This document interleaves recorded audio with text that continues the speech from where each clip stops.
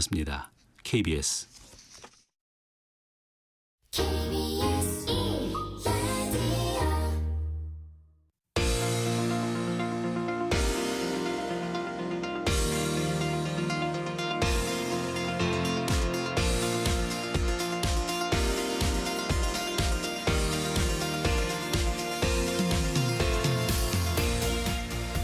안녕하세요.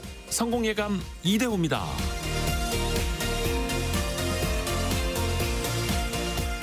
우리는 수많은 선택 속에서 살아갑니다.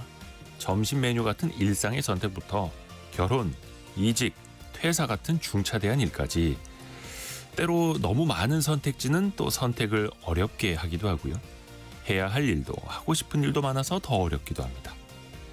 회사 일을 할 때도 국가에서 정책을 만들 때도 그래서 선택과 집중이라는 표현을 쓰죠. 그런데 사실 중요한 건 무엇을 선택할 것이냐가 아닙니다. 무엇을 포기할 것인가죠. 경제학자들은 이걸 기회 비용이라고 부르는데요. 어떤 걸 선택할 때 그것의 대가는 동시에 포기해야 하는 것입니다. 눈에 보이지 않아도 그 비용과 대가가 따르죠. 이 불가피한 포기를 우리는 종종 손해라고 부르는데요. 그럼에도 우리는 선택하는 만큼 포기도 할 줄 알아야 합니다. 무엇을 택하고 무엇을 버릴 것인가? 그 대가는 과연 합리적일 것인가? 스스로 끊임없이 묻고 답해야죠. 결국 포기란 고통이 아니라 전략이 되어야 합니다. 성공예감 이대호입니다. 시작합니다.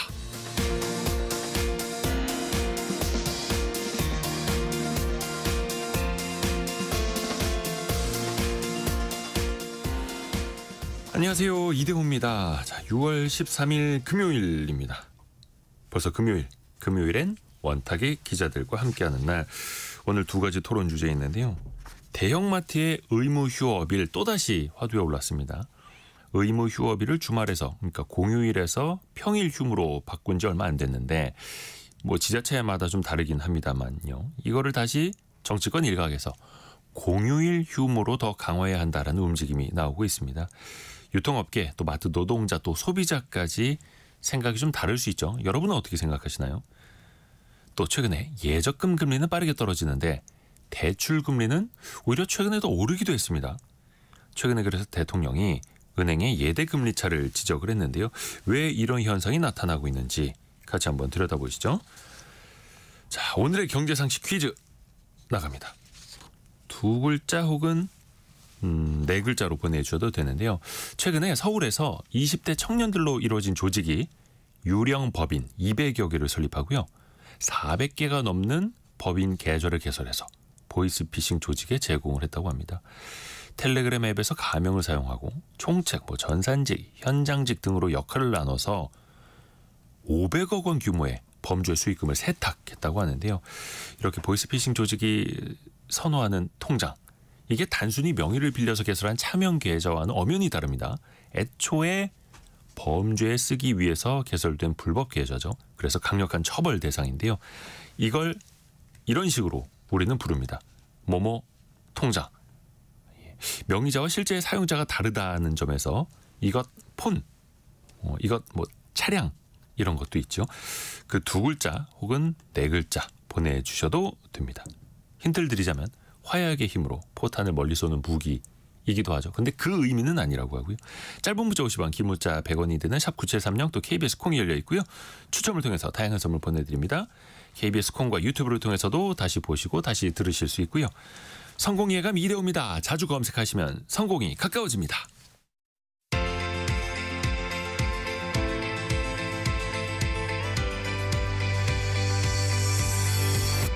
KBS 1라디오 성공예감 이대호입니다. 원탁의 기자들 함께 만나보시죠. 알고란의 고란 기자, 2대12 권소현 기자, 연합인포맥스 정지서 기자 함께합니다. 안녕하세요. 네, 안녕하세요. 제가 이 이슈 있을 때 종종 여쭤보는 질문인데 혹시 마지막으로 대형마트 가신 게 언제입니까? 기억이 2달 전쯤? 그래요? 네. 그래도 얼마 안 됐네요.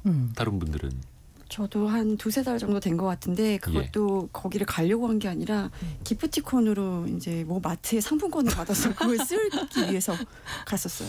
저도 그 마트를 갔다기보다는 네. 마트가 있는 쇼핑몰을 간 거죠. 아하. 네. 그러니까 확실히 예전보다는 네. 대형마트 가는 일이 좀 뜸해졌죠. 그런데 최근에 대형마트 의무 휴업이 다시 화두에 올랐습니다. 한동안 참 우리가 많이 잊고 지냈는데 원래는 공휴일이었다가 그렇죠. 평일에 쉬어도 된다라고 지자체별로 하나 둘씩 바꾸었다가 최근에 이걸 다시 공휴일로 지정하자는 움직임이 일고 있어요.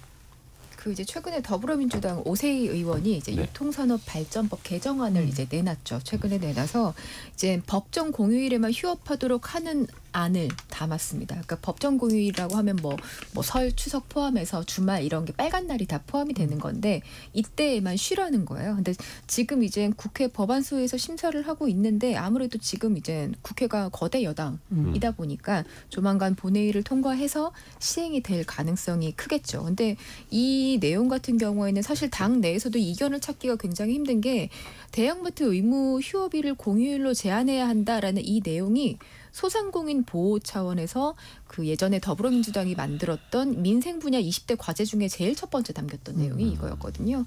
그래서 사실은 뭐 이재명 대통령의 대선 공약집에는 뭔가 구체적으로 명시가 되어 있지는 않습니다. 근데 하지만 민주당이 줄곧 이제 대형마트 규제를 좀 강화해야 한다라는 식으로 이야기를 많이 해왔기 때문에 뭐 근로자의 휴식권 그리고 골목상권 보호 이 명제 아래서 이야기를 해왔던 내용이라 아마 지금 분위기면 통과가 되지 않을까 싶어요. 제 기억으로는 이 의무 휴업이 도입이 된 게 2010년대 초반이었던 걸로 12년. 네. 그렇죠. 네네. 그때로 기억을 하는데 일단은 여러 이해관계자들의 입장에서 한번 좀 생각을 해볼게요. 우선은 대형마트는 어떨까요? 최근에 대형마트의 성적표랄까? 어떻습니까? 유통업계에서의 입지 같은 거 어떻게 봐야 될까요? 줄어들었죠. 산업자원부가 대형마트 비중을 한번 봤더니요. 2020년에는 18%였습니다. 그런데 지난해에는 12%였고요. 줄어든 게 어디로 갔을까? 네, 당연히 온라인으로 갔죠. 온라인 비중은 47%에서 51%로 늘었고요. 1분기 3사 마트 전체 매출을 보니까 전년 대비해서 0.4% 줄었습니다. 그런데 1분기 온라인 유통 매출은 17% 늘었고요. 다 온라인으로 갔다라는 거죠? 네. 그러니까 지금 3사 그 합친 매출이 쿠팡에 못 미칩니다. 훨씬 못 대형마트 미쳐요. 3사를 네. 다 합쳐도 훨씬 못 미칩니다. 네. 그래도 그동안에는 쿠팡이 계속 이제 투자를 해왔고 여러 가지 공격적인 마케팅 정책 쓰면서 적자였었잖아요. 네. 근데 지금 이제 흑자 전환한 이후에 1분기 영업이익을 따져봐도 쿠팡이 2,300억 원 흑자였거든요. 이마트 1,330억 원. 그러니까 이 영업이익 차이도 꽤 많이 벌어진 상황입니다. 그러니까 이제 매출 규모뿐만 아니라 이익 측면에서도 뒤처질 수밖에 없는 거고 사실 과거에는 이른바 마트 3사라고 하는 곳의 경쟁이 굉장히 치열했는데 막서 전단지 뿌리고 10원 단위로 더 낮추고 근데 이제는 그 경쟁을 온라인과 더 해야 하는 거고 이혜진 님이 시장이 주변에 많이 있지 않아서 공휴일에 마트가 쉰다고 해서 시장에 가지는 않아요. 마트 못 가면 문제죠. 그 온라인몰에서 사지요. 문제죠, 그게. 이렇게 이야기를 해주셨고요. 그러면 이게 효과가 있었는가도 봐야 되는데 어찌됐든 간에 이게 골목상권, 전통시장을 지키자라고 해서 10여 년 전에 도입이 됐던 건 아닙니까? 맞아요. 그러면 그 골목상권과 전통시장 입장에서는 어떻게 볼까요? 지금 시점에서.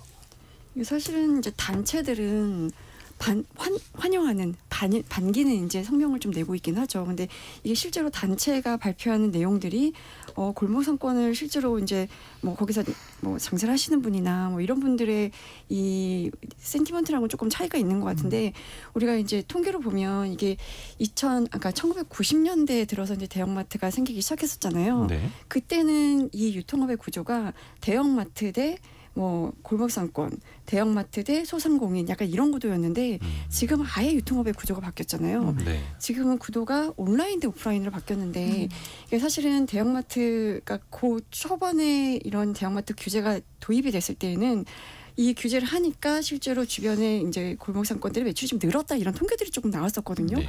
근데 이게 시간이 지나서 막 5년, 6년 정도 지난 후에 나온 통계들은 오히려 대형마트가 주말에 문을 닫으면 주변의 상권이 같이 줄었다거나 아니면 이제 최근에 이 규제를 좀 완화하는 분위기, 그러니까 윤석열 정부 때 완화하는 분위기가 되면서 일부 지자체들 조례를 바꿔가지고 평일에 휴업을 하고 주말에는 이제 영업할 수 있게끔 바꿨잖아요.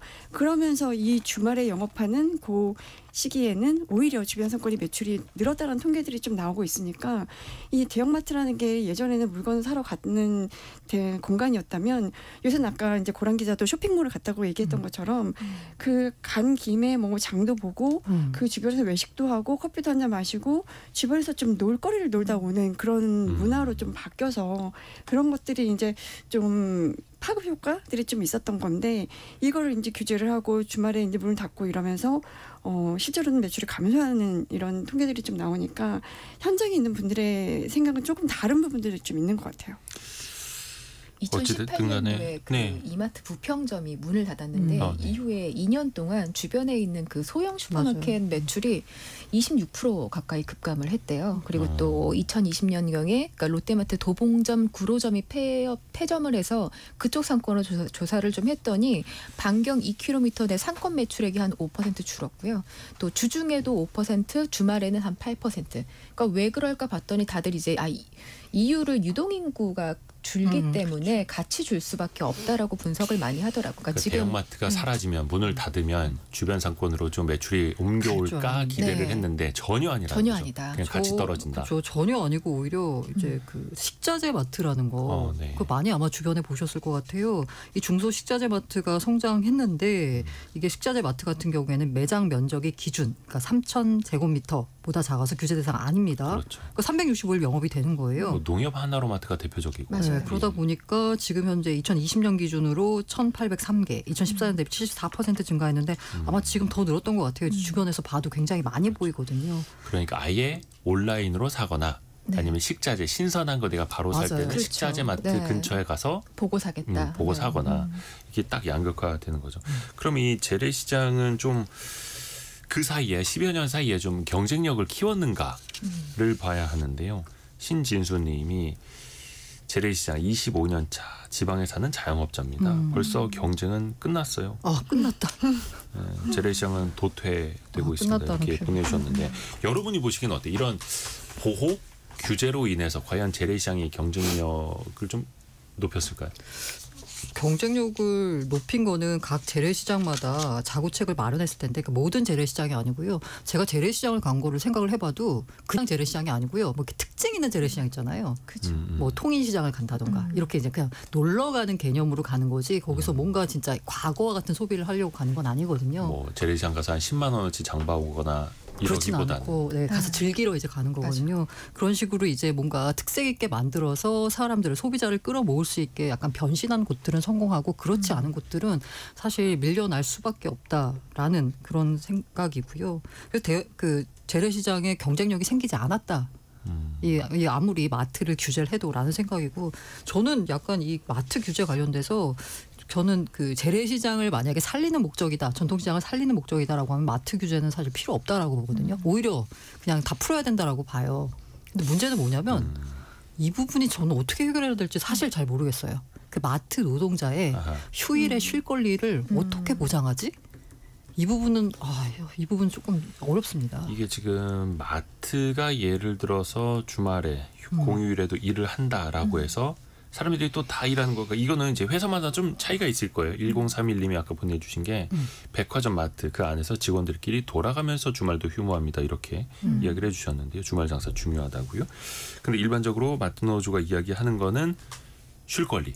주말에 우리도 쉬도록 하자. 맞아요. 이건데 그건 좀 기자분들 기업이 좀 투자를 해야 되는 부분인 거죠. 예를 들어 대형마트에 대한 규제를 완화해 줄게. 그러면 뭐 주말 매출이 보통 평일 매출보다 많게는 3배 정도 나온다고 해요. 그러면 그렇게 해서 벌 수 있는 금액 일부를 이제 더 고용을 한다던가 맞아요. 그래서 실권리 맞아요. 보장한다던가 이런 식으로 투자를 하는 게 최선인 것 같습니다. 그러니까 돌아가면서 하는데 우리가 초근 같은 제도를 하는 것처럼 주말엔 당연히 상대해야 되는 물건 정리할 것도 많고 상대해야 되는 고객도 많으니까 그만큼 무언가 그 주는 페이에 대해서 더 주는 방안을 고려를 해서 어쨌든 그 근로자들이 주말에 나오시는 분들에 대해서는 좀 대우가 좀 좋아져야 처우를 개선을 해야지 이거를 그냥 무조건 못 쉬고 안 쉬고의 문제로 가져가면은 해결할 수 있는 방법이 없죠, 이거는. 근데 이게 참 마트 산업이 성장을 하는 와중이라면 더 많은 고용을 통해서 맞아요. 선순환이 될 텐데 네. 그게 아니라 역성장하고 있는 상황이다 보니까 또 마트 노동자들의 건강권도 물론 중요한데 그 비용의 문제라든지 약간 좀 악순환으로 그래서 좀 맞아요. 빠지는 것 같아요. 어렵습니다, 이 부분은. 그래서 이게 노동자분 근데 또 이런 반론도 있죠. 노동자뿐만 아니라 그 대형마트 입점한 소상공인들도 있으니 그 소상공인들이 사실은 재래시장에서 가게를 하나 하든 거기 대형마트 들어오든. 안에서 응. 가게를 하나 하든 맞아요. 똑같은 소상공인인데 네, 그 맞아요. 마트 안의 소상공인들은 그럼 피해를 보는 거 아니냐 그죠. 이런 논리도 좀 있죠. 그리고 이해관계자가 너무 많아요. 와, 엄청 많습니다. 엄청 많습니다. 그러면은 또 하나 이것도 좀 이야기를 해봐야 될 텐데 그 소비자 입장에서도 봅시다. 이게 사실 이게 어떻게 보면 참 중요한 건데 앞에서 제가 처음에 질문을 드렸습니다. 네.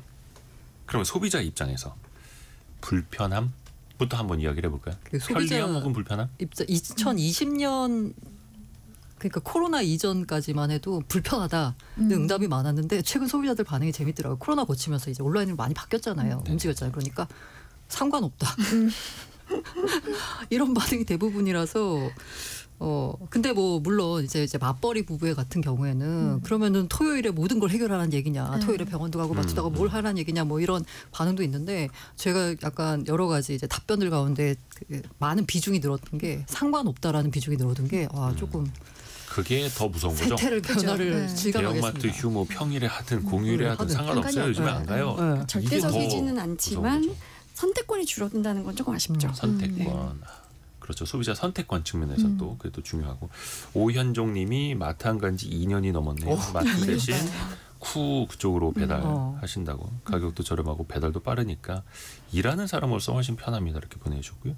4432님 대형마트 쉬는 날은 급한 대로 당장 필요하면 식자재 마트 갑니다. 식자재 마트는 안 쉬어요. 이렇게 보내주셨고 그러다 보니까 이게 선택권 측면에서 보면 대형마트라는 것만 빠졌다 뿐이지 네. 그죠. 다른 선택지는 너무나 많다 보니까 또 하나가 예전에 그 윤석열 정부 당시에 대형마트 경쟁력이 너무 떨어지다 보니까 규제 완화 측면이죠. 대형마트도 새벽 배송할 수 있도록 허용하겠다라고 이야기를 했었거든요. 근데 이거는 물론 이제 다 완성이 되지는 않았습니다만 의무휴업과 별개로 대형마트의 그 새벽 배송 도입은 어떻게 생각하세요? 저는 해야 된다라고 보는데요. 이 대형 마트에 대한 공휴일 약간 휴무를 규정한 그 법 이름이 유통산업발전법이잖아요. 네. 근데 도입했을 때 2012년의 유통산업의 구조와 지금의 유통산업의 구조가 너무 다르잖아요. 너무 다른데 그때 그 만들었던 그런 틀로 지금의 산업을 규제하다 보니까 여러 가지 문제가 생기거든요. 그럼 만약에 그 뭐라 그래야 되나 대형 마트에 새벽 배송 금지한다고 해서 그럼 소비자들이 새벽 배송을 못 받아보느냐? 아니에요. 다 있죠. 다 받아보죠. 그리고 아까 소비자 선택권 측면에서 오히려 약간 촘촘하게 망이 안 갖춰진 새벽 배송 망이 안 갖춰진 지방 같은 경우에는 오히려 대형 마트가 물류센터 거점이 돼가지고 새벽 배송을 가능하게 할 수도 있는 거거든요.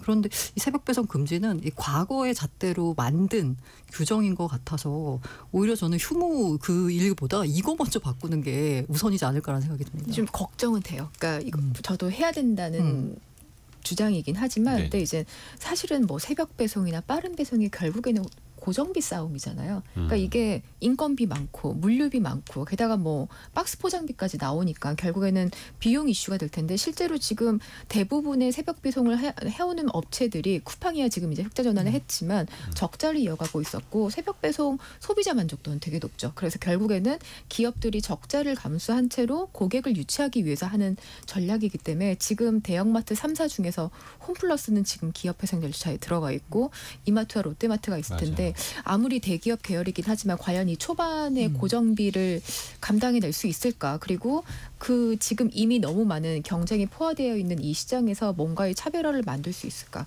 그러면 결국 기업의 선택이니까. 그러니까 못하게 하는 거하고 안 하는 하게 거는 하는 다른 거니까. 문제니까. 예. 근데 이제 또 대형마트마저 새벽 배송을 하면 소비자들은 오프라인으로 갈 유인은 더 떨어지고 그죠. 뭐 간접적으로라도 재래시장 갈 일은 더 없을 텐데 근데 이게 사실 포인트는 대형마트를 규제하자가 아니라 맞아요. 네, 맞아요. 재래시장을 살리자인데 맞아요. 그러면 재래시장 어떻게 살릴 거냐 보니까 대형마트 먼저 규제하는 게 맞는 것 같다라는 사고가 한 14, 15년 전의 있었죠. 생각이었고 네. 그럼 2025년에도 똑같은 카드를 네. 그럼 더 세게 꺼내든 게 시대적으로 맞느냐?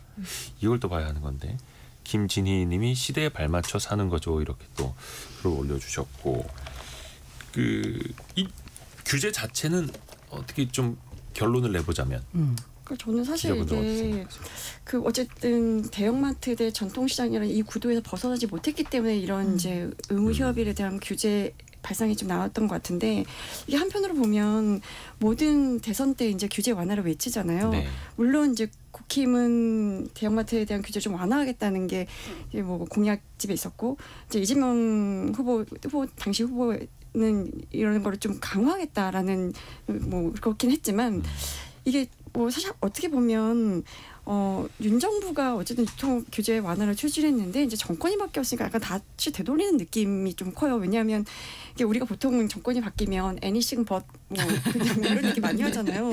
사실 뭐 미국에서는 뭐 anything but 클린턴 뭐 매번 이렇게 나 anything but 오바마 막 약간 이런 식으로. 근데 윤석열 정부 때도 anything but 문 기조가 있었고 특히나 이 유통업 같은 경우는 윤석열 전 대통령의 규제계획 1호 안건이 바로 이 유통산업발전법 개정안이었거든요. 그러니까 굉장히 상징적인 의미가 있었던 거란 말이에요. 그래서 대형마트 규제가 사실 민주당이 제시한 뭐 민생 의제 중에 하나인 건 맞는데 정권 바뀐 후에 처리하는 여러 가지 법안 중에서도 너무 이제 속도감 있게 이런 내용이 나오니까 여기도 이제 정치 논리가 너무 반영이 된 거 아니냐. 왜냐하면 이 대형마트 규제를 둘러싼 여러 가지 이해관계자들 있잖아요. 여러분들이 있고 그거에 대한 이제 통계라든가 뭐 과거에 규제했을 때 이 효과들 이런 것들을 좀 분석하고 공청회도 열어서 여러 의견들을 좀 들어보고 해야 되는데 너무 이렇게 약간 속도감 있게 추진하는 게 좀 걱정이 되긴 하더라고요. 그 재래시장의 경쟁력도 우리가 아까 이야기를 했습니다만 물론 이제 굉장히 그 안이 깨끗해지고 아케이드도 잘 만들어지고 비와 바람도 피할 수 있고 또 옆에 주차 공간이 생겨 있는 재래시장도 많고 한데요. 아직도 뭐 0358님 뭐 주차장 없고 뭐 생수 먹을 것도 없고 좀 이런 불편함을 이야기해 주신 분도 있고 5264님도 재래시장에서 카드를 잘 안 받아요. 아니면 수수료 10% 더 내라고 하고요. 그러니까 일부분이긴 합니다만 이런 게 또 이미지로 남아 있으면 또 우리가 걱정을 할 수밖에 없는 거죠. 그럼 만약에 이제 규제를 한다면 온 오프라인을 이제 망라하는 유통 규제가 나오지 않을까 이런 관측도 나오더라고요. 틀을 더 크게 봐야 할까요? 지금 규제 입법 한 거 보면 그런 내용들이 좀 있어요. 뭐 완전 동시다발적으로 좀 추진하는 분위기라는 느낌이 좀 드는데 예를 들어 기업형 슈퍼마켓 우리가 SSM이라고 부르잖아요. 그 전통시장 반경 1km 이내에 출점 제한을 5년 연장하는 방안이라든가 이 규제 대상을 백화점, 면세점, 아울렛 이런 데를 확대하는 방안 그리고 이제 대형 유통시설이 이제 입점한 브랜드하고 계약을 체결할 때 임대료 방식을 일방적으로 정하지 못하게 하는 방안이라든가 뭐 이런 여러 가지 이제 규제안을 좀 추진하고 있는 분위기고 여기에 나아가서 이제 이커머스도 좀 자유롭지가 않은 게 뭐 예를 들어 이런 거죠. 연간 중개 수익이 100억 원 이상인 온라인 플랫폼을 너희도 대규모 유통업자야라고 이제 네. 규정을 하고 이런 데들한테 이제 입점업체 정상 기한을 구매 확정 후에 기존 40일이었는데 이걸 20일로 단축하는 방안 이런 건 사실 여기서 판매하는 뭐 입점하신 분들한테는 되게 유리하긴 한데 이게 어찌 보면 우리가 이제 뭐 그 여러 가지 TMF 사태를 좀 겪었었잖아요. 유동성 위기 이런 것들을 겪었기 때문에 이걸 단축하는 데에서 오는 파장들을 좀 생각해야 되는데 이거를 일방적으로 추진하게 되면 여기서 오는 문제점들 이런 것들이 좀 걱정이 됐고 그렇게 될 경우에는 이제 규제에서 벗어나 있는 뭐 중국계 플랫폼 이런 데들 뭐 테무나 알리익스프레스 이런 데들이 이제 수혜를 입을 거라는 좀 우려감 이런 것들이 좀 반사 수혜가 네. 다른 곳으로 또 갈 수 있다. 저희가 속보를 좀 알려드릴 게 있는데요. 일단은 이재명 대통령이 오광수 민정수석의 사의를 수용했다라는 정치 기사 하나 들어와 있고요. 또 경제적으로 중요한 게 이스라엘이 이란에 대한 공습을 개시했다라는 국제 뉴스가 들어와 있는데 그 이스라엘이 계속해서 이란 핵시설 비롯해서 먼저 공격을 해야 한다 뭐 이런 이야기 많이 나오고 그랬는데 이게 실현이 됐나 봅니다. 해서 지금 국제 유가가 많이 뛰고 있거든요. 서부 텍사스산 원유 WTI 같은 경우에 지금 6.4% 급등한 72달러대로 브렌트유도 73달러대로 뛰고 있고요. 그리고 코스피 코스닥도 한 0.6, 0.7% 정도 하락 반전을 했고 미국 나스닥 선물 시장도 한 1.4% 정도 하락 반전했습니다. 이 중동의 정세, 그래 얼마 전에 미국이 이라크를 비롯해서 뭐 대사관 직원들 좀 대피시켰다 이런 뉴스도 있었습니다만 이게 또 어떻게 흘러가는지 뉴스 계속해서 저희가 체크해드리도록 하겠습니다. 경제상식 퀴즈 한 번 더 내드리고 또 두 번째 이슈로 토론 넘어갈게요. 실사용자가 따로 있습니다만 타인의 명의로 개설된 통장을 말합니다. 특히나 보이스피싱, 뭐 사기 등의 돈 세탁에 쓰려고 만든 아예 불법적인 계좌를 이 두 글자로 부르죠. 차명 계좌와 비슷하게 느낄 수도 있겠습니다만 그 사용될 목적 자체가 아예 범죄에 초점이 맞춰져 있었다라는 점에서 훨씬 더 무겁게 처벌이 됩니다. 해서 이거는 발급 대신 해주는 것도 처벌을 받습니다. 김영대님, 6632님, 대호통장입니다. 이렇게. 이거 히읗 하나만 피읍으로 바꿔주시면 되는데요. 대표적으로 대호통장은 이제 잔액이 별로 없는 통장을 뜻하는 거고요. 신진수님, 발칸포 통장, 그리고 2509님, 탱크 통장 오답도 보내주셨고요. 정희현님은 판단력이 흐려진 노인 대상으로 범죄를 저지르는 집단이 점점 교묘해지고 있어서 양가 부모님께 특히 조심하시라고 전화드렸네요. 이렇게 말씀도 해주셨고요. 이건 누가 돈을 좀 주겠다, 대신 통장 하나 이거 만들어달라고 해도 절대로 넘어가시면 안 됩니다. 엄청난 처벌을 받습니다. 그 이름 두 글자 혹은 통장까지 네 글자 다 좋습니다. 짧은 문자 50원, 긴 문자 100원이 드는 샵 9730이나 KBS 콩으로 보내주시면 됩니다.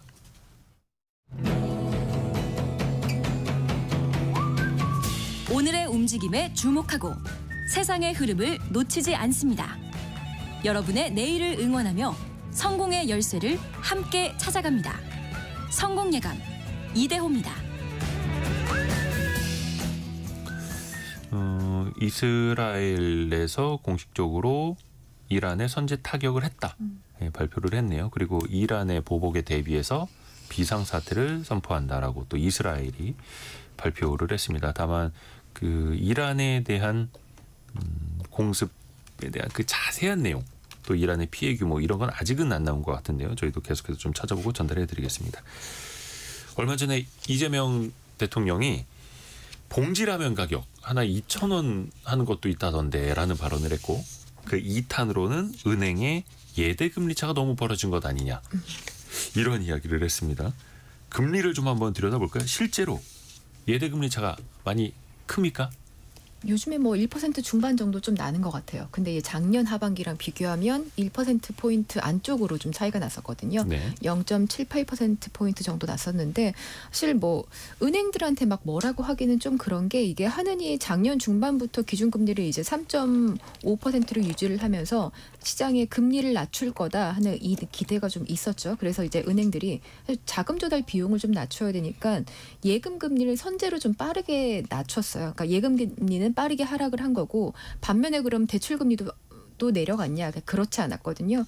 왜냐하면 여기에는 이제 아무래도 가계부채 관리를 해야 되니까 당국이 네. 좀 압박을 했죠. 그래서 대출 금리가 낮아지면 대출자들이 좀 늘어날 수 있으니까 은행이 마음대로 금리를 내릴 수 있는 상황은 사실 좀 아니었습니다. 그러니까 그렇다 보니까 결과적으로 예대금리 차가 좀 확대가 됐고요. 그러니까 뭐 근데 그렇다고 그러면은 은행은 잘못한 게 없어라고 하기엔 또 그런 게, 이게 2022년, 2023년 때 이제 금리가 한창 올랐던 급등기에는 네. 은행들이 이제 서로 이제 예금 유치하려고 좀 특판 경쟁이 많았어요.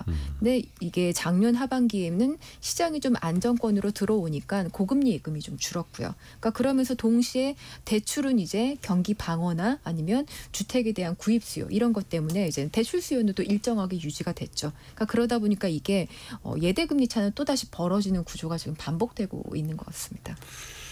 그러게요. 특히 지금 대출 금리를 은행들이 많이 내리지 않는 이유도 어떻게 보면 그동안의 금융당국에서 계속 부동산 문제 때문에, 그죠. 주택담보대출 너무 늘어날까 봐 네. 대출 금리를 많이 내리지 못하게 속된 말로 무언의 창구지도 네.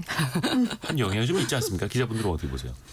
영향이 크죠. 있다고 표현을 하기는 그렇고 사실상 저는 크다고 봅니다. 네. 아니 이게 사실은 다음 달부터 수도권 지역 대출한도 한 3%, 5% 약간 줄어들게 되는 3단계 스트레스 DSR. 원래 DSR 규제 시작되잖아요. 그러니까 미리 대출받다는 수요가 굉장히 몰렸고 은행들 입장에서는 이거를 관리를 할 수밖에 없는 상황이었었어요. 그래서 은행들은 가산금리를 높이고 우대금리 낮춰서 대출 문턱을 높인 건데 지금 이제 예대금리 이렇게 얘기를 하니까 은행들은 굉장히 이제 고민이 되겠다. 대출 총량 관리를 해야 되는데 어쨌든 대통령이 이제 언급을 한 거잖아요. 사실 이게 팩트를 따져보면 대통령이 워딩이 그랬잖아요. 한국의 예대금리 차가 다른 나라보다 너무 벌어져 있는 거 아니냐. 근데 팩트 체크를 해보면 그렇게 벌어졌진 않아요. 우리나라 예대금리가 오히려 뭐 예를 들어 3월 기준으로 보면 미국 은행의 예대금리 차가 5.75%포인트 수준이니까 우리나라보다 훨씬 높고 미국 같은 경우는 대출금리가 한 7% 정도에 달하거든요. 영국도 예대금리 차가 한 2%포인트 정도고 과거 통계를 봐도 한 뭐 2017년부터 2021년 평균 기준으로 보면 싱가포르나 홍콩 이런 데가 한 5%포인트 안팎이고 뭐 스위스나 노르웨이 이런 데들도 2%포인트를 좀 넘는데 우리나라는 2%포인트 초반이니까 높은 건 아닌데 어쨌든 이제 대통령이 예대금리 차를 언급을 했으니까 여기에 대한 규제가 이루어지겠구나. 실제적으로 규제라고 하지 않아도 이제 무언의 압력일 텐데 뭐 그 입법도 되어 있는 상태잖아요. 그러니까 뭐 가산금리에 뭐 법적 비용을 빼라 약간 이런 식으로. 그래서 실질적으로 은행에 대한 규제가 이루어질 수밖에 없는 상황인 것 같습니다. 어떻게 보면 이제 서민들의 삶 때문에 은행을 어떻게 보면 이게 항상 사실 정권 초반마다 나오는 레파토리 아닙니까? 네. 라면 가격과 은행 금리. 네. 이번에도 똑같이 이제 반복이 됐던 거고 직전에 윤석열 대통령도 마찬가지였고 일단 은행이 그 지금 도마 위에 오른 거는 가산 금리잖아요. 아까 권소영 기자가 이야기를 한 것처럼 과연 가산 금리를 그럼 낮출 수 있는 구조인가? 물론 이제 조달되는 기준금리에다 이건 한국은행의 기준금리가 아니라 조달되는 금리 위에다가 가산해서 마진을 얻는 건데 과연 그거는 그러면 낮출 수 있는 수준일까요? 이건 어떻게 봐야 됩니까? 정지석 기자. 사실 이 보통 이제 가산금리가 왜 높냐? 그럼 보통 은행이 이제 신용등급 하락을 할 수 있는 고객의 어떤 리스크를 보존하기 위해서 가산금리를 좀 거기에 녹이고요. 또 금리가 어쨌든 지금 불확실성이 크기 때문에 이게 커질 수 있다에 대한 그 변동성에 대한 해지의 목적이고 뭐 그리고 또 지금 시중에 있는 부동산 PF 같은 부실한 대출이 발생할 가능성도 있고 또 건전성 규제를 강화하기 위해서 그러니까 이런 다양한 목적들로 가산금리를 지금 붙이고 있는데 사실 기준금리가 떨어진다고 해도 그 가산금리 조정 여하에 따라서 지금 대출금리가 쉽게 낮아진다고 무조건 장담할 수는 없거든요. 지금 이제 뭐 정부가 이야기하는 그러니까 뭐 각종 뭐 법정 출연금을 좀 빼겠다 이렇게 했을 때 실질적으로 낮아질 거라고 이야기를 하는 추산되는 효과가 0.2%포인트 정도인데 이것도 사실은 은행마다 가산금리 구조가 아니면 가산금리의 상품이 다르기 때문에 사실 장담할 수 있는 부분은 아니고요. 결국에는 소비자들이 이제 그러니까 기준금리뿐만이 아니라 가산금리의 항목을 좀 꼼꼼하게 따져가지고 이제 대출을 선택을 할 때 그 안에 있는 세부 내역까지 좀 살펴봐야 하는 과제가 생긴 거죠. 그럼 이제 우리 은행연합회 가서 보면은 대출금리 공시에 가산금리와 기준금리 그거를 구분해서 써놓게 되어 있으니까요. 그걸 보시면 좀 도움이 되실 것 같습니다. 그 은행 같은 경우에는 또 그 법적인 여러 가지 비용을 또 전가할 것이다라는 염려들이 좀 있지 않습니까? 9월부터 예금자 보호 한도가 뭐 예를 들어서 5천에서 1억으로 올라갈 예정이고 그러면은 그 예금자 보호에 따른 보험료 성격의 비용이 또 들다 보니까 은행이 예보해야 돼야 되는 돈이 더 늘어나죠. 그럼 또 그런 게 전가되지 않겠는가? 염려들도 나옵니다. 그 예전에 보면은 항상 정권 초반에 은행들을 많이 정권이 몰아붙이고 탐욕스럽다. 그러니까 이자 장사하는 곳이긴 합니다만 이자 장사한다 이렇게 몰아붙이고 원래 은행은 이자 장사하는 곳이죠. 근데 이제 땅집고 헤엄치는 영업이다 이런 식으로 비판을 하다가 결국에는 마무리가 됩니다. 좀 훈훈한 그림이 나중에 연출되지 않습니까? 출연해가지고 출연을 하죠. 뭐 만들죠. 네. 출연을 라디오 네. 출연이 아니라 네. 예. 이 대목에서 너무 웃음이 늦게 나와가지고 아 죄송합니다. 예를 들어서 무슨 기금 리액션. 같은 게 또 항상 만들어지죠. 네. 그래서 정부마다 이름은 좀 달랐는데 뭐 어느 때는 포용이고 어느 때는 상생이고 해서 다양한 목적과 방식으로 이제 출연을 하게 되죠. 그래서 이번에도 지금 이재명 정부에서 이야기를 하는 게 배드뱅크 같은 거 설립해서 취약차주에 대한 빚을 탕감해주겠다 이런 이야기를 하는데 아마 사실은 그런 배드뱅크 같은 경우에도 보통은 정부 출자 플러스 이제 민간금융기관에서 어떤 출연을 통해서 재원이 마련이 되니까 아마 이번에도 일정 부분 이상 이제 은행들이 또는 은행 플러스 금융기관들이 돈을 좀 내야겠죠. 내야겠죠. 네. 거의 수순으로 그렇지 않을까요? 네. 예정된 네. 수순으로. 그러게요. 그러면은 이번 정부에서도 사실 이재명 대통령의 공약 중에 하나가 자영업자 소상공인들의 채무 재조정. 네. 그리고 일부는 또 탕감까지도. 네. 그러면 결국 그거는 누군가는 받아야 하는 돈이고 탕감을 한다면 누군가는 그 손실 처리를 해야 하는 거지 않습니까? 그죠. 네. 그러다 보니 거기 돈이 필요한데 이렇게 돌아다 보면 누가 제일 여유 있나 보면 역시 은행들이고. 그래도 은행이 그래서 이 기금의 이름만 바뀔 뿐 지난번에는 이 권준범 기자가 무슨 기금 쭉 이야기해서 외웠냐고 물어봤더니 다 이제 자료가 있더라고요. 그래서 이번에도 우리가 또 얼마 그런 내야 새로운 되겠죠. 기금 이름을 또 한번 들어보게 될 것 같은데 결국 그러면 이제 금리까지도 내릴 것이냐를 봐야 하지 않겠습니까? 다른 기금에 출연하는 것 별개로 이것도 결국 그러면 내릴 수밖에 없을까요? 대출금리를? 여기서 말하는 금리는 그 기준금리가 아니라 은행들의 대출금리를 말씀하시는 거죠. 지금 일단 이 정부 쪽에서는 뭐냐면 이 뭐라 그래야 되나 이 가상금리가 있잖아요. 이 대출금리라고 하는 건 기준금리에다 더해서 기준금리에 더해서 가상금리를 더한 다음에 일종의 이제 뭐 은행들의 뭐 우대금리 이걸 이제 빼가지고 나오는 거잖아요. 네. 그럼 여기서 기준금리를 건들 수 없잖아요. 네네. 이제 그건 가상- 그냥 조달되는 비용이니까. 네, 가산금리에 보면은 가산금리에 업무 원가가 있고 리스크 등 각종 출연금 이거 들어가는데 이제 정부 쪽의 주장은 요거에서 이거 저거 다 빼면 0.15에서 0.2% 포인트 가량 대출금리 낮출 수 있다는 거예요. 네. 그러면은 원래는 은행들이 받은 건데 요만큼 낮추면 이건 바로 은행의 이익의 감소로 이어지는 거잖아요. 네네. 하지만 어쨌든 정부 입장에서는 요거를 건드리면 금리가 실질적으로 낮아지는 효과가 있으니까 이렇게 하면 좋지 않겠느냐라고 이제 제안을 하고 있는 겁니다. 그런데 이렇게 됐을 때 또 하나 이제 발생할 수 있는 꼼수는 뭐냐? 은행 입장에서 어쨌든 손해 보는 거잖아요. 네. 그러니까 우대 금리를 기존에는 만약에 뭐 무슨 전결 뭐 이래가지고 해가지고 0.1% 포인트 정도 우대 금리를 줬다라고 하면 이제 우대 금리를 없애버리는 거죠. 그럼 은행 입장에서는 그냥 원래 받던 대출금리 그대로 받는 이런 구조가 나오게 되는 거죠. 그러니까 증시에서 보면 최근에 이제 배당 소득 분리과세라든지 네. 이런 주주 환원에 대한 기대감, 정책적 지원, 뭐 코스피 5천 기대감 이런 반영되면서 금융주가 많이 올랐잖아요. 근데 그 대통령의 금리 관련된 발언 이후에 저는 은행주가 좀 많이 떨어질 줄 알았어요. 조정을 받을 줄 알았는데 안 떨어졌습니다. 이런 기대감이 다 반영된 거죠. 어떻게 보면 이제 은행은 타격이 없다. 체력 자체가 굉장히 커졌고 네. 그 기금 얼마 내줘도 뭐 가상금리 조금 낮춰줘도 네. 은행은 별 어차피 타격 남는다. 없다. 이런 것 같더라고요. 제가 펀드 매니저들 실제로 그렇게도 보는 것 같고. 2016년, 2017년 이런데 금융부에서 은행 출입하면서 그때만 해도 이제 행장들, 부행장들 만나면 이제 이자 마진으로 먹고 사는 시대는 끝났다. 그래서 은행들도 비은행업을 좀 강화해야 된다라는 얘기 굉장히 있었어요. 그래서 저희가 막 한계에 달하는 은행업 비즈니스 모델을 뭐 기획기사 쓰고 있었는데 그 뒤로도 계속 사상 최대의 이익을 경신하더라고요. 잘 먹고 그러니까 잘 사시네. 사실 이 비즈니스 모델은 뭐 예를 들어 금리 인하기에는 예대반이 좁혀질 수밖에 없는데 네.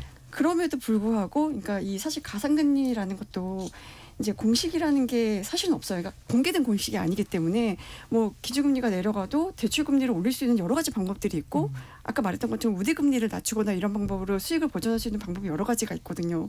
그렇기 때문에 이거는 뭐 이 예대금리에 대한 압박이 좀 있어도 은행들이 여러 가지 방법을 써서 이제 수익을 보전할 수 있을 것 같은데 저는 걱정인 게 정부가 이제 약간 혼선을 주는 거 아닌가. 왜냐하면 이제 이재명 대통령이 가계부채 총량을 안정적으로 관리하겠다라고 밝혔고 네네. 또 이제 금융당국이 최근에 은행들 여신 담당자를 좀 수집을 했었잖아요. 그러면서 워낙에 이제 지금 집값 급등에 따른 이제 주택담보대출 수요 늘어나고 있고 또 주식 저렇게 오르니까 주식에 투자하기 위한 대출들 수요도 좀 있거든요. 맞아요. 그래서 대출 총량을 좀 관리하라고 하면서도 예대금리, 예대마진 이런 것들을 좀 조절하겠다고 하면 어찌 보면 이거는 시장에서 형성되는 가격 지수인 건데 이거에 손을 대겠다는 거는 결국은 또 시장 왜곡을 낳지 않을까 하는 어디선가 또 풍선 효과가 나타날 거고 어디선가 좀 부작용이 나타날 것 같아서 그런 부분이 조금 우려가 되긴 합니다. 그러니까 그 풍선 효과가 대출 금리가 낮아진다면 가계 대출이 다시 늘어나는 풍선 효과가 나타날 수밖에 없을 텐데 그러면서 동시에 한켠에서는 대출 규제를 더 세게 하는 것 아니냐. 금리가 낮아지더라도 총량이 더 빨리 늘지 않도록 하기 위해서 또 이런 전망들도 나오고 있는 거고요. 은행 입장에서는 이자 장사한다라고 해서 다른 쪽을 늘리면 사실 이자 이익과 비이자 이익 부분이 있는데 비이자 이익 부분은 수수료 아닙니까? 그죠. 그러면 또 이제 수수료 장사 어렵습니다. 그래서 어찌됐든 간에 덩치가 커진 은행 입장에서는 또 이게 또 허가 산업? 규제 산업이다 그러니까 보니까 규제 산업이니까 이거 뭔가 출연하라 그러면 출연료를 좀 해야죠. 내놔야 네. 돼요. 네. 또 많이들 합니다. 사실 우리가 금융사라고 지금 하지만 예전엔 금융기관이라고 금융기관, 했잖아요. 맞아요. 이게 네. 공적인 의미가 들어가 있는 거거든요. 아 근데 뭐 영어로도 파이낸셜 인스티튜션. 그러니까 어쨌든 간에 그러니까 그 정도는 좀 해야 된다고. 그 안에서 그렇죠. 그래서 그 적당한 선을 찾아야 되는 거고 사실 뭐 자영업자 소상공인들 지금 어려운 상황은 뭐 두말할 나위 없이 더 힘든 그럼요. 상황인데 네. 은행들은 사상 최고이익, 주가도 사상 최고치, 배당도 많이 하고 있고 그런 상황에서 사실 이제 또 공존할 필요는 있어 보입니다. 주주, 그렇죠. 임직원뿐만 아니라 또 어떻게 보면 그 소상공인들이 은행의 고객이기도 하고 또 고객 기반 아니겠습니까? 그래서 또 그 공공성도 또 같이 우리가 챙겨봐야 하는 거고요. 오늘 알고란의 고란 기자, 이데일리 권소현 기자 그리고 연합인포맥스 정지서 기자 함께했습니다. 고맙습니다. 네 감사합니다.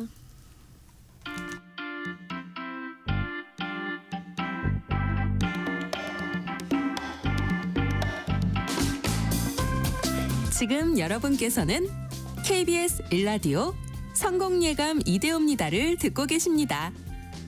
프로그램에 참여하신 청취자 여러분께는 추첨을 통해 Y스트릿에서 밝은 눈과 두뇌 건강, 활력까지 한 번에 와이즈 부스터를, 아름다운 식탁 창조 주비푸드에서 뿌리 담은 리얼 생 와사비를, 쉽고 빠른 판촉물 제작 시너지 기프트에서 고속 충전 알람 시계를, 그리고 성공예감에서 준비한 커피 쿠폰을 보내드립니다.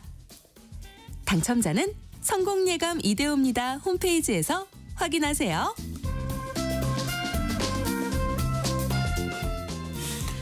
이스라엘의 이란 공습 관련해서 더 뉴스를 좀 찾아보고 있는데요. 일단 미국에서도 이스라엘이 이란에 대한 공격을 한 걸 이제 확인을 했다. 이런 로이터 통신 보도 등이 나오고 있고요. 다만 여기에 미국은 지원하거나 개입하지 않았다. 미국은 개입하거나 지원하지 않았다까지 이야기 나오고 있습니다. 그리고 또 로이터 통신에 따르면 이스라엘이 이란의 핵시설과 군사 표적을 타격한 것으로 보인다라는 외신 보도들이 나오고 있고요. 이 시각 현재 코스피 코스닥은 한 0.8, 0.7% 정도 떨어지고 있고요. 미국의 나스닥은 1.5% 정도 나스닥 선물이 떨어지고 있고요. 그리고 국제 유가 같은 경우에는 WTI 기준으로 한 6% 정도 급등한 72달러, 배럴당 72달러 선으로 많이 올라가고 있습니다. 또 암호화폐라든지 외환 시장도 또 많이 흔들리고 있습니다. 계속해서 또 속보 나오면 더 알려드릴게요. 우리나라에서 참 1인 가구 빠르게 늘고 있죠. 또 거기에다가 초고령 사회이고 어떻게 보면 또 한겨한에서는 죽음을 잘 맞이해야 한다 이런 이야기도 높아지고 있는데요. 일명 웰 다잉이라고도 하고요. 그러면서 떠오르는 직업이 있습니다. 유품 정리사인데요. 고인의 마지막 이사를 돕는 직업이라고 하는데요. 오늘 직업의 세계 시간에 유품 정리사에 대해서도 한번 들어보시죠. 한경 비즈니스 강홍민 기자가 다녀왔습니다. 안녕하세요. 안녕하세요. 유품 정리사를 만나셨는데, 네, 근데 이분이 몇 년 전까지만 해도 대기업에서 뭐 IT 개발하던 분이었다고요? 맞습니다. 이 삼성전자에서 예.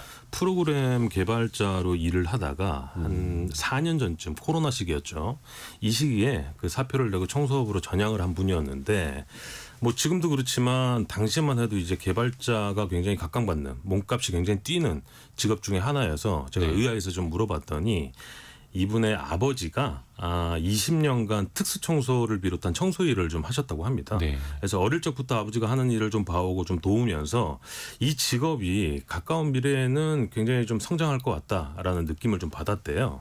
그래서 그 시기 때 과감히 사표를 냈는데 재밌는 건 이제 회사에서 이제 그만둔다고 말을 해야 되잖아요. 그래서 이제 너 무슨 일 하러 가니 물어볼 텐데. 네, 뭐 네카쿠베라 가니 그때 한 장 잘 나갔다. 경쟁사 가는 거니? 뭐 네, 이렇게. 이렇게 뭐 가니 물어봤는데 이분이 이제 청소하러 간다고 하니까 굉장히 좀 의아했다고 합니다. 당연하죠. 삼성전자 IT 개발을 하다가 야 근데 어떻게 보면은 좀 사업을 하러 갔다 이렇게 봐도 될 것 같아요. 그렇죠.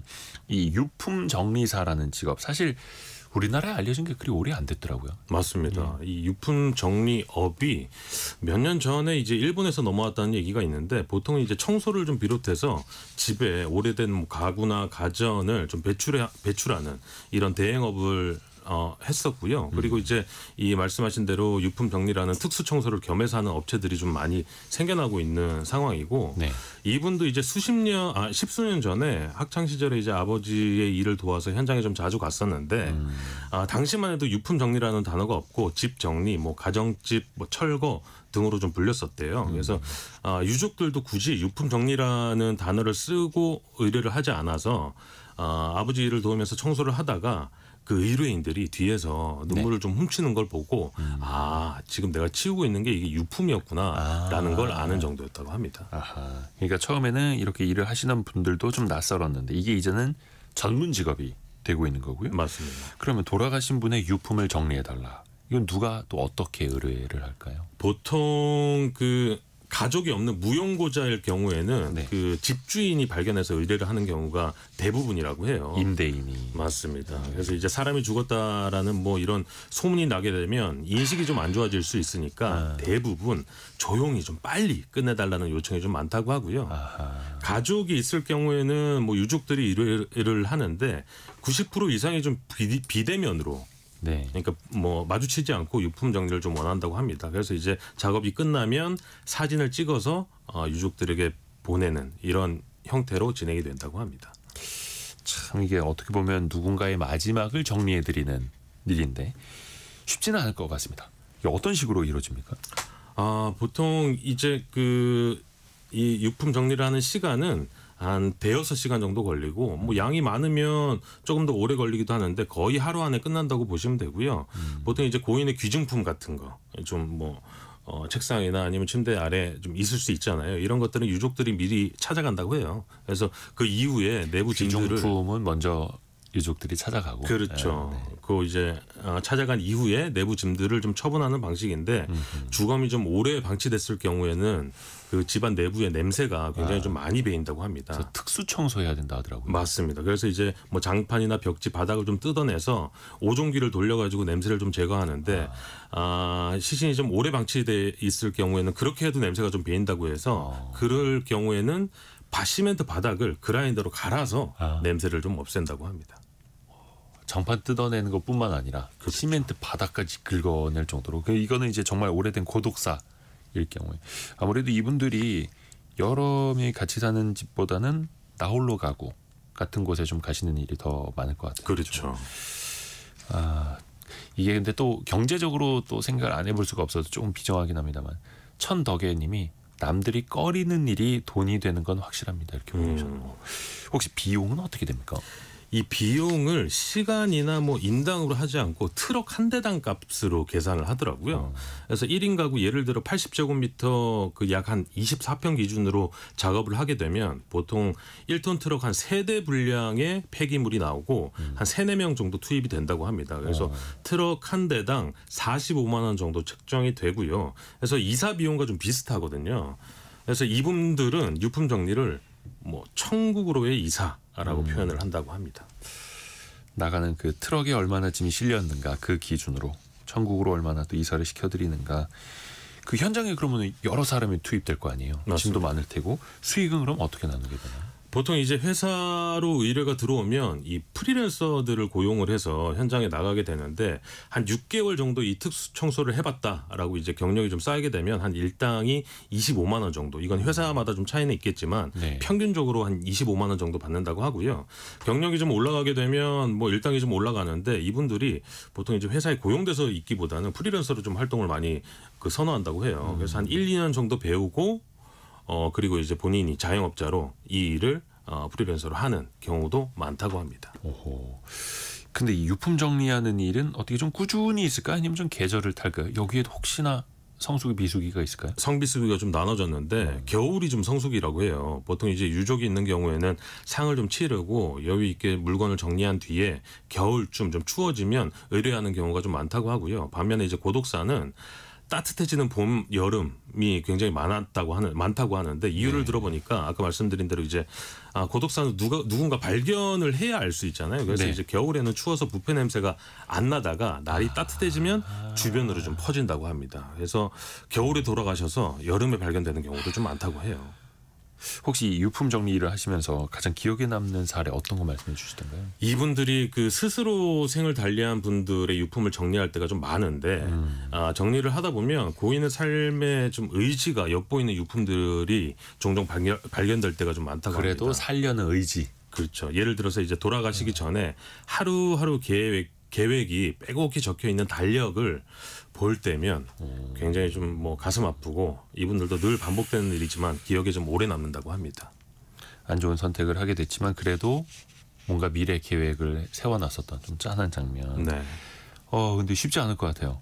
안진수 님이 영화를 통해서 이런 유품 정리사라는 직업을 알게 됐다라고 하시는데 근데 진짜 쉽지는 않을 것 같습니다. 그렇죠? 네. 소일도 님도 많이 힘들다고 들었어요. 이게 체력은 기본이고 정신력도 되게 중요할 것 같은데요. 맞습니다. 멘탈적인 부분도 굉장히 중요한데 상황에 따라서 하루 종일 뭐 역한 냄새를 맡으면서 일하는 경우도 있다 보니까 비위가 굉장히 강해야 된다고 합니다. 그게 가장 중요한 요소. 그렇죠. 그래요. 근데 또 그러면 이제 몸도 좀 건강해야 될 것 같아요. 짐도 날라야 되고. 맞습니다. 집 무거운 청소도 해야 짐들을 되는 날라야 거고. 되니까. 유품 정리사라는 직업 앞으로 점점 더 전문화되고 어떻게 이 시장 더 커질까요? 맞습니다. 뭐 그 1인 가구 특히 이제 노인 인구가 좀 늘어나면서 사회적으로도 좀 더 필요하고 가치 있는 직업으로 좀 보였는데 이분이 이 디지털 추모관을 계획 중이라고 해요. 얘기를 좀 들어보니까 고인의 유품이나 그간에 활동한 사진들을 남겨서 언제든지 좀 볼 수 있도록 천국 인스타그램이라고 표현을 했는데 이런 것들을 좀 만들어서 고인과 그리고 유족 간의 연결고리를 만드는 역할을 좀 한다고 합니다. 아이고, 천국으로 가는 이사. 고인의 마지막을 정리해드리는 그 직업에 대해서 유품 정리사 직업에 대해서 살펴봤습니다. 한경 비즈니스 강홍민 기자였습니다. 고맙습니다. 감사합니다.